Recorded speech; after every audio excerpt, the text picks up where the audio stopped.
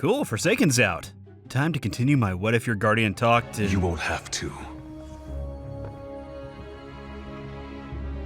Aldrin Sov is mine.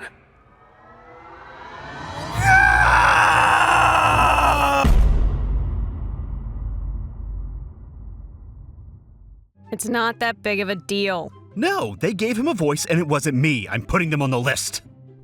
Jeez. Now that that's out of the way, I can talk about Destiny 2 Forsaken in a completely unbiased way. Also, if my footage doesn't match what I'm talking about, you'll have to forgive me. I have 20 hours of unusable footage due to a glitch. Alright, so Forsaken. It made Destiny 2 good, except with a crappy voice for the Guardian. Roll credits! What do you mean that's not good enough? Fine. Looking back, I never did a real video on Destiny 2 when it launched, but I've always wanted to. I played quite a bit at first. I beat the story and haven't touched it since. I know that Destiny 2 got a lot of crap in its first year, but I'm not entirely sure why. I'll leave it to the Destiny diehards to explain that. I rather enjoyed the game at launch. So sue me. From what I hear though, Forsaken has gotten Destiny 2 back on track. I wouldn't know, as I'm not able to compare what's new, what's different, how or why it's better, because I simply don't remember. That said, I figured now is a good time to jump back in and see if the game is worth playing again.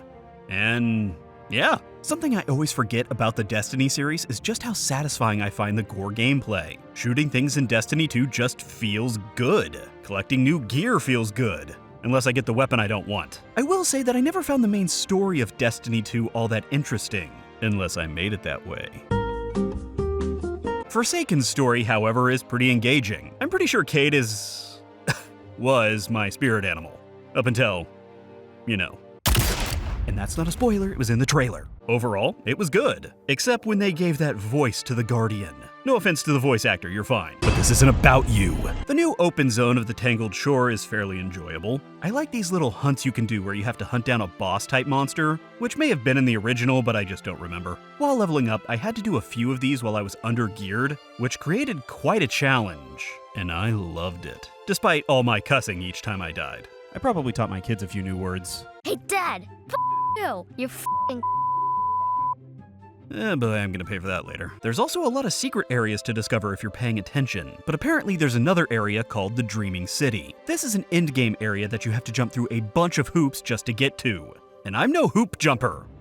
Bunch of hoopla. But for the sake of completion, I unlocked it anyway. And with each new step that popped up, I got less and less interested. By the time I got there, I really just didn't care. In Forsaken, there's a new PvE/PvP mode called the Gambit. While I'm not a PvP type of guy, the Gambit is something I can kinda get behind. In this mode, you and your team kill NPCs and gather motes, which you deposit in a central location. There's also an enemy team doing the same thing on their own version of the map. The goal is to collect 75 motes and kill a boss before the enemy team does. But there's more to it than that. If you deposit more motes than just a handful, you will summon a blocker NPC that stops the enemy from depositing their motes until they kill it. At other times, a single player can invade the enemy team for a few seconds, allowing them to kill enemy players. Should you die at any time, whether to NPCs or an invading player, you will drop all the motes you are carrying, and even possibly heal the boss mob. Essentially, don't die.